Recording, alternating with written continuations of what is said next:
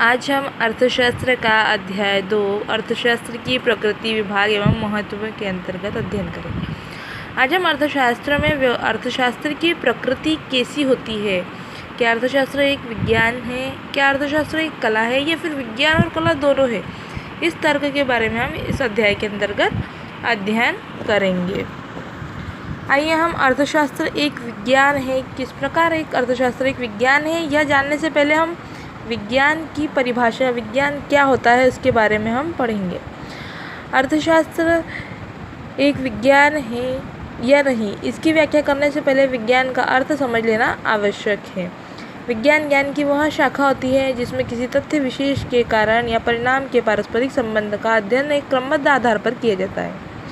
विज्ञान की यह विशेषता है कि विषय का ज्ञान क्रमबद्ध होना चाहिए, जिसमें कि तथ्यों का स्पष्ट होना चाहिए। तथ्य को केवल एकत्रित करना ही विज्ञान नहीं है। मतलब क्या है, विज्ञान क्या होता है, जहाँ पर कारण और परिणाम का आपस में मतलब दूसरे से संबंध स्पष्ट किया जाता है, वह क्या कहलाता है, विज्ञान कहलाता है। और विज्ञान कैसा होना चाहिए, तर्क का जो है क्रमबद्ध रूप से होना चाहिए। जहाँ पर तर्क क्रमबद्ध रूप से एक दूसरे से संबंधित होते हैं वह विज्ञान कहलाता है। संक्षेप में विज्ञान के लिए निम्नलिखित बातों का होना आवश्यक है। तथ्यों का क्रमबद्ध रूप से संग्रह, मतलब तथ्य कैसे होने चाहिए, क्रमबद्ध रूप से होने चाहिए। तथ्यों के विश्लेषण के फलस्वरूप कुछ नियमों एवं सिद्धांतों का प्रतिपादन है। और तथ्यों को अगर अलग अलग रूप से समझाना है तो उसके लिए कुछ नियम और जो सिद्धांत है उसका प्रतिपादन किया जाना चाहिए। ये नियम और सिद्धांत के कारण एवं परिणाम के संबंध के आधार पर निर्मित होना चाहिए। ये किसके आधार पर होना चाहिए, ये जो नियम और सिद्धांत है वो जो होते हैं वो कारण और परिणाम इसके आधार पर बनाए जाने चाहिए, निर्मित होने चाहिए। अगला है, विज्ञान के नियमों में सार्वभौमिकता का गुण होना चाहिए। इस बातों के आधार पर हम इसका अध्ययन करेंगे कि अर्थशास्त्र विज्ञान है या नहीं। मतलब उसमें क्या होना चाहिए, एक सार्वभौमिकता का, एकत्रीकरण का गुण होना चाहिए विज्ञान के नियमों में। एक नियम दूसरे नियम से क्या होना चाहिए, मिलता जुलता होना चाहिए, सार्वभौमिक होना चाहिए। इसी आधार पर हम अर्थशास्त्र का अध्ययन करेंगे कि अर्थशास्त्र एक विज्ञान है या नहीं है। अर्थशास्त्र विज्ञान होने के पक्ष में तर्क। अर्थशास्त्र एक विज्ञान है, यह बात निम्नलिखित तर्कों के आधार पर कही जाती है। तथ्यों का क्रमबद्ध अध्ययन। अर्थशास्त्र में विज्ञान होने का सबसे बड़ा प्रमाण इसमें आर्थिक तथ्यों का क्रमबद्ध अध्ययन किया जाना है। दूसरे शब्दों में अर्थशास्त्र में वैज्ञानिक रीति का प्रयोग किया जाता है। मतलब कि अर्थशास्त्र जो है उसमें तथ्यों का क्या किया जाता है, एक क्रम के रूप में उसका क्या किया जाता है, अध्ययन किया जाता है। एक के बाद दूसरे तर्क को देखा जाता है, वैसे ही उसको क्रमबद्ध रूप में उसका अध्ययन किया जाता है। अगला पॉइंट है नियमों का निरूपण। अर्थशास्त्र की विषय सामग्री को मुद्रा रूपी पैमाने में मापा जा सकता है। इसमें मुद्रा रूपी पैमाने का प्रयोग करते हुए निरीक्षण द्वारा नियमों का निरूपण किया जाता है। मतलब नियम बनाए जाते हैं अर्थशास्त्र में, जो है विषय सामग्री के आधार पर मुद्रा को किस प्रकार पैमाने में मापा जाता है उसके लिए नियमों का निरूपण किया जाता है। अगला है आर्थिक नियमों का प्रतिपादन। अन्य विज्ञानों की भांति अर्थशास्त्र के भी कई नियम हैं जो कि कारण और परिणाम के संबंध में व्यक्त करते हैं। उदाहरणार्थ मांग का नियम, क्रमगत उपयोगिता का नियम आदि। मतलब जो विज्ञान के जैसे नियम होते हैं वैसे अर्थशास्त्र के भी नियम होते हैं। किस प्रकार अर्थशास्त्र में हमें कारण और परिणाम समझेगा, उनके मध्य संबंध स्थापित करना है तो वो किस प्रकार हम करेंगे, तो उसके कुछ नियम होते हैं। जैसे मांग का नियम, क्रमगत उपयोगिता, रॉस का नियम, ये सीमांत उपयोगिता का नियम, ये सभी नियम जो है विज्ञान की भांति ही अर्थशास्त्र में भी होते हैं। अगला है चौथा है भविष्यवाणी करने की शक्ति। अर्थशास्त्र में व्याख्या करने की शक्ति है, इसलिए आर्थिक घटनाओं की भविष्यवाणी करना भी संभव है। अर्थशास्त्र में गणित, सांख्यिकीय तथा अर्थमिति रीतियों का प्रयोग होने के कारण अन्य विज्ञानों की भांति इसमें भविष्यवाणी करने की भी शक्ति का विकास हो गया है। मतलब भविष्यवाणी करने की शक्ति मतलब क्या होता है कि अर्थशास्त्र से हम गणना करके क्या कर सकते हैं, हम आने वाली आर्थिक घटनाओं के बारे में बता सकते हैं, आर्थिक स्थिति का ज्ञान कर सकते हैं। इसलिए कहा जाता है कि भविष्यवाणी करने की शक्ति भी अर्थशास्त्र के अंतर्गत होती है। अगला है सार्वभौमिक सत्य का प्रतिपादन। अर्थशास्त्र के अंतर्गत भी ऐसे नियम होते हैं जो सार्वभौमिक सत्य का प्रतिपादन करते हैं। मानवीय प्रकृति के पर आधारित ये नियम विश्व के सभी देशों के नागरिकों पर समान रूप से लागू होते हैं। जैसे क्रमागत उपयोगिता ह्रास नियम, उत्पत्ति ह्रास नियम। मतलब क्या है, सार्वभौमिक सभी रूप से क्या है, यह सत्य का प्रतिपादन किया जाता है। इसमें सार्वभौमिक रूप से सत्य का प्रतिपादन पर लागू होते हैं, जिसमें मानवीय प्रकृति के आधार पर जो नियम बनाए गए हैं वो सभी नागरिकों को कैसे होते हैं, समान होते हैं, एक समान लागू किए जाते हैं, चाहे वो नागरिक कहीं का भी हो, विश्व के किसी भी देश का हो।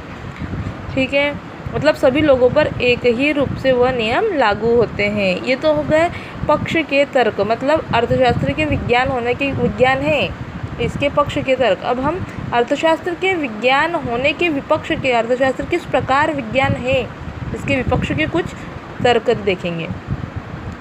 अर्थशास्त्रियों के विचारों के मत में भिन्नता। अर्थशास्त्रियों के विचारों में इतनी मत भिन्नता पाई जाती है कि इसमें विज्ञान नहीं माना जा सकता है। प्रत्येक विज्ञान के लिए विचारों की एकरूपता होना आवश्यक है।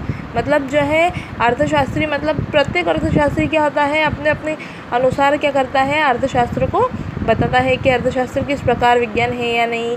तो ये सभी तो प्रत्येक अर्थशास्त्री का मत कैसा होता है, अलग अलग होता है। इसीलिए यहाँ पर जो है सभी अर्थशास्त्रियों का मत अलग अलग होने के कारण यह उनके विचारों में क्या होती है, एकरूपता नहीं पाई जाती है। इसलिए कहा गया है कि उनके विचारों में क्या होती है, भिन्नता होती है। अगला है अर्थशास्त्र भविष्यवाणी करने में असमर्थ। अर्थशास्त्र अन्य प्राकृतिक विज्ञानों की भांति भविष्यवाणी करने में असमर्थ है, अतः इसे विज्ञान नहीं कहा जा सकता है। वास्तव में इसका कारण अर्थशास्त्र तथा प्राकृतिक विज्ञानों के विषय सामग्री में अंतर होना है। मतलब क्या है, इसकी विषय सामग्री में अंतर होने के कारण जो है इसके अंतर भविष्यवाणी करने में असमर्थ होता है, इसीलिए यह विज्ञान के रूप में नहीं माना जा सकता है। अगला है मुद्रा आर्थिक क्रियाओं की सही मापक नहीं। अर्थशास्त्र का मापदंड मुद्रा आर्थिक क्रियाओं की सही माप करने में असमर्थ है, क्योंकि मुद्रा का मूल्य स्वयं परिवर्तित होता रहता है। अर्थशास्त्र क्या होता है कि मुद्रा को किस प्रकार मापना है, उसको किस प्रकार मापदंड करना है, उसकी सही माप नहीं बता सकता है, इसीलिए इसका सही मापक नहीं माना जा सकता है आर्थिक क्रियाओं का। अगला है आर्थिक तथ्यों व आंकड़ों का वास्तविक न होना।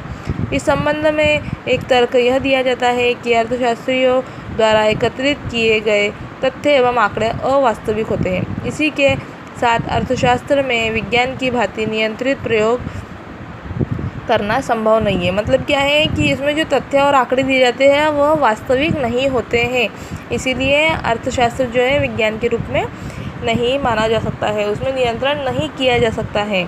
उपयुक्त विवेचन के आधार पर निष्कर्ष के रूप में कहा जाता है कि अर्थशास्त्र को निश्चित रूप से विज्ञान की श्रेणी में रखा जा सकता है, और इसके पक्ष के केवल इतना ही कहा जा सकता है कि प्राकृतिक और विज्ञान की तुलना में ये कम निश्चित विज्ञान है। मतलब क्या है कि इसको एक जो है पक्ष के तर्क के आधार पर हम बोल सकते हैं कि यह एक विज्ञान की भांति में विज्ञान है, लेकिन उसके विपक्ष के तर्कों को देखते हुए हम कह सकते हैं कि ये प्राकृतिक विज्ञानों की तुलना में निश्चित विज्ञान है। मतलब एक कम रूप में है, वह विज्ञान है लेकिन एक कम रूप में है, उसके विपक्ष के तर्कों को देखते हुए। क्या अर्थशास्त्र एक कला है? अर्थशास्त्र को विज्ञान मानने के उपरांत एक प्रश्न यह उत्पन्न होता है कि अर्थशास्त्र एक कला है। कला शब्द का आशय किसी अध्ययन की व्यावहारिक पक्ष से लगाया जाता है, अर्थात कला किसी उद्देश्य को प्राप्त करने के लिए सर्वोत्तम विधि बताती है। J.N. केन्स के अनुसार कला एक दिए गए उद्देश्य की प्राप्ति के लिए नियमों की एक प्रणाली है। विज्ञान द्वारा तथ्यों एवं सिद्धांतों की व्याख्या की जाती है तथा कला द्वारा इन तथ्यों एवं सिद्धांतों का व्यावहारिक रूप प्रदान किया जाता है। मतलब क्या होता है कि जो कला होती है उसके द्वारा किसी विज्ञान के तथ्यों एवं सिद्धांतों की जो व्याख्या की जाती है उनको एक व्यवहारिक रूप दिया जाता है। मतलब विज्ञान के द्वारा जो तथ्यों को सिद्धांतों की व्याख्या की जाती है उनको किस प्रकार से व्यवहारिक रूप दिया जाए, यह किसके द्वारा किया जाता है? कला द्वारा किया जाता है। यह J.N. केन्स के अनुसार बताया गया है। कला के पक्ष में होने के तर्क। अर्थशास्त्र एक कला है, अर्थात अर्थशास्त्री के उद्देश्यों की अच्छाई बुराई पर विचार करते हुए आर्थिक नीति का निर्माण करना चाहिए। इस संबंध में दिए गए तर्क इस प्रकार है। अर्थशास्त्र को मानव कल्याण में वृद्धि करने के उपाय बताते चाहिए। अर्थशास्त्र एक सामाजिक विज्ञान है। कोई भी मानव विज्ञान मानवीय आदर्शों के प्रति तटस्थ नहीं रह सकता है। उसे उद्देश्यों की अच्छाई बुराई बताते हुए समाज के समक्ष उत्पन्न होने वाली सभी आर्थिक समस्याओं का हल बताना चाहिए। मतलब क्या है कि जो अर्थशास्त्र है वह मानव कल्याण में वृद्धि के उपाय, मतलब मानव का किस प्रकार कल्याण हो, उसकी किस प्रकार उनके कल्याण को बढ़ाया जा सके, इसके बारे में उसके अंतर्गत उपाय होने चाहिए। वह अर्थशास्त्र कला के रूप में होता है। ठीक है, मतलब उसके अंदर क्या होता है कि उसके उद्देश्यों की अच्छाई बुराई जो है समाज के समक्ष उत्पन्न होने वाली समस्याओं का, मतलब समाज में जो समस्याएं होती है, जो मानव कल्याण के लिए जो बाधक बनती है, उन समस्याओं का हल बताना चाहिए। वह अर्थशास्त्र के अंदर, मतलब एक सामाजिक विज्ञान बताया गया है। अर्थशास्त्र को समाज का कल्याण करने वाला विज्ञान, सामाजिक विज्ञान बताया गया है, जिससे कि मानव का क्या हो, हित हो, मानव के कल्याण में वृद्धि हो, वह अर्थशास्त्र होना चाहिए, वैसा अर्थशास्त्र होना चाहिए। दूसरा है, अनेक आर्थिक समस्याएं विशुद्ध आर्थिक होती हैं। अर्थशास्त्र में अनेक समस्याएं जैसे बैंक दर, विनिमय दर, मुद्रा एवं साख संबंधी समस्याएं विशुद्ध आर्थिक होती है। इन समस्याओं से कैसे निपटा जा सकता है, इसे केवल एक अर्थशास्त्री ही बता सकता है। वास्तव में आर्थिक समस्या को निपटने हेतु अर्थशास्त्री ही योग्यतम व्यक्ति होता है। मतलब जो आर्थिक समस्याएं होती हैं जिनको सुलझाना क्या होता है, कठिन होता है, वो जैसे विनिमय दर, मुद्रा एवं साख संबंधी समस्याएं, बैंक दर, ये जो समस्याएं होती हैं ये विशुद्ध आर्थिक होती हैं। तो इनका निपटारा कैसे करना है, यह केवल एक अर्थशास्त्री ही बता सकता है कि उनको किस प्रकार कम किया जा सकता है और समाप्त किया जा सकता है। अगला है, अर्थशास्त्र का वैज्ञानिक पक्ष सशक्त होना। आर्थिक समस्याओं का हल बताने पर अर्थशास्त्र का वैज्ञानिक पक्ष कमजोर न होकर सशक्त होता है। अर्थशास्त्र केवल ज्ञानदायक न होकर फलदायक भी है, इसीलिए उसका कलात्मक स्वरूप हमें आदर्शों को प्राप्त करने में सहायक भी होता है। मतलब क्या होता है, अर्थशास्त्र के वैज्ञानिक पक्ष सशक्त होना, मतलब क्या है कि उसका जो वैज्ञानिक पक्ष है अर्थशास्त्र का, वो क्या है, कमज़ोर नहीं है, किसी भी प्रकार किसी कमज़ोर कड़ी में न होकर वह कैसा है, सशक्त है, और वह सभी जो है सभी समस्याओं का समाधान करने वाला है। तो इस प्रकार बोल सकते हैं कि उसका पक्ष कैसा है, वैज्ञानिक पक्ष सशक्त है, न कि कमज़ोर है। अगला है, व्यवहारिक अर्थशास्त्र को बढ़ता महत्व। अर्थशास्त्र के कला होने के प्रत्यक्ष प्रमाण यह बताता है कि वर्तमान समय में व्यवहारिक अर्थशास्त्र का महत्व बहुत बढ़ गया है। आर्थिक नियोजन आज सभी देशों में किसी न किसी प्रकार से स्वीकार लिया गया है, किसी न किसी रूप में स्वीकार लिया गया है। मतलब क्या है, जो व्यवहारिक अर्थशास्त्र है वह किस प्रकार है, जो कला के रूप में होने के साथ साथ वह हमारे पास क्या है, व्यवहारिक अर्थशास्त्र के रूप में उसका महत्व बहुत अधिक मात्रा में बढ़ गया है, जिससे कि आज देश के कई रूप में उसे स्वीकार लिया गया है। व्यवहारिक रूप से अर्थशास्त्र को कहीं ना कहीं किसी न किसी रूप में स्वीकार लिया गया है। ये होगा कला के पक्ष के तर्क। अब हम अर्थशास्त्र के जो है कला होने के विपक्ष के तर्क पढ़ेंगे कि अर्थशास्त्र किस प्रकार जो है विपक्ष के तर्क क्या है, उसके कला है या नहीं है, इसके विपक्ष के क्या तर्क दिए गए हैं, ये इसके अंतर्गत देखेंगे। अर्थशास्त्र कला न होकर विशुद्ध विज्ञान है, इस संबंध में निम्नलिखित तर्क दिए जाते हैं। वैज्ञानिक आधार पर आवश्यक। अर्थशास्त्र के वैज्ञानिक आधार को मजबूत बनाए रखने के लिए आवश्यक है कि अर्थशास्त्री राजनीतिज्ञों व अन्य लोगों द्वारा निर्धारित उद्देश्यों को दिया हुआ मानकर नीति निर्माण के कार्य को अपने को अलग रखें। मतलब क्या है, वैज्ञानिक आधार के लिए, मतलब वैज्ञानिकों के लिए वैज्ञानिकों का जो आधार है वह किसके आधार पर होता है, अर्थशास्त्र के आधार पर होता है, और वो किस प्रकार उसको मजबूत करता है, उसको मजबूत करने के लिए क्या है, वह आवश्यक होता है। इसके लिए जो उद्देश्य निर्धारित किए जाते हैं उन उद्देश्यों को नीति के निर्माण को मानते हुए उनको क्या करना पड़ता है, आवश्यक मान लिया जाता है, उन आधारों को अपना लिया जाता है। अगला है आर्थिक समस्याएं विशुद्ध आर्थिक नहीं होती। समाज में उत्पन्न होने वाली समस्याएं चाहे वह आर्थिक ही क्यों न हो, पर राजनीतिक, सामाजिक एवं धार्मिक पक्षों का प्रभाव भी पड़ता है। अतः अर्थशास्त्री आर्थिक समस्याओं के संबंध में निश्चित नीति अपना नहीं दे सकता। मतलब क्या होता है कि आर्थिक समस्याएं कैसी होती है, विशुद्ध आर्थिक नीति नहीं होती। मतलब आर्थिक समस्याएं कैसी, अर्थशास्त्र के अंतर्गत जो उत्पन्न होती है वह समस्याएं जो अर्थशास्त्र में बाधा उत्पन्न करती है वह समस्याएं कौन सी समस्याएं कहलाती है, आर्थिक समस्याएं कहलाती है। पैसे संबंधित समस्याएं कौन सी समस्याएं कहलाती है, आर्थिक समस्याएं। तो जो समाज में उत्पन्न होती है वह समस्याएं कैसी होगी, जब लोगों के पास में, जब व्यक्ति के पास में पैसा नहीं होगा तो वह अपनी आवश्यकताएं पूरी कर पाएगा क्या, नहीं। तो समाज में जो उत्पन्न होती है वह समस्याएं कैसी होती है, आर्थिक समस्याएं होती है, जिस पर क्या होता है, राजनीतिक, सामाजिक, धार्मिक पक्षों का प्रभाव पड़ता है। और इन अर्थशास्त्रियों को वो आर्थिक समस्याओं के संबंध में जो होती है निश्चित नीति नहीं बनाई गई है, इसीलिए उनको क्या करना पड़ता है, यह विशुद्ध आर्थिक समस्याओं के रूप में इसको माना जाता है। अगला है अर्थशास्त्र एक अपूर्ण कला के रूप। अर्थशास्त्र पूर्ण कला न होकर अधिक से अधिक अपूर्ण कला है।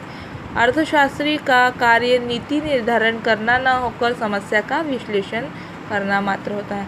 मतलब क्या है, अर्थशास्त्र को एक अपूर्ण रूप से का मतलब अपूर्ण कला के रूप में माना गया है, क्योंकि अर्थशास्त्र का कार्य जो है नीति का निर्धारण करना नहीं है। अर्थशास्त्र का कार्य क्या है, जो समस्या आती है उसको किस प्रकार हल किया जाए इसका विश्लेषण करना अर्थशास्त्र का कार्य होता है। इसलिए अर्थशास्त्र क्या है, एक अपूर्ण कला है। उपयुक्त विवेचन के आधार पर निष्कर्ष के रूप में कहा जाता है कि अर्थशास्त्र विज्ञान एवं कला दोनों हैं, परंतु अर्थशास्त्र को वैज्ञानिक रूप प्रदान करने के लिए अर्थशास्त्रियों को उद्देश्य के रूप में यह मानकर ही नीति का निर्माण का प्रयास करना चाहिए। मतलब क्या है कि निष्कर्ष के आधार पर हम ये मान सकते हैं कि अर्थशास्त्र क्या है, विज्ञान और कला दोनों ही हैं, लेकिन इसके लिए जो भी नीति निर्माण किए जाते हैं वह क्या होते हैं, उद्देश्यों को मानकर ही उसका नीति का निर्माण करना चाहिए।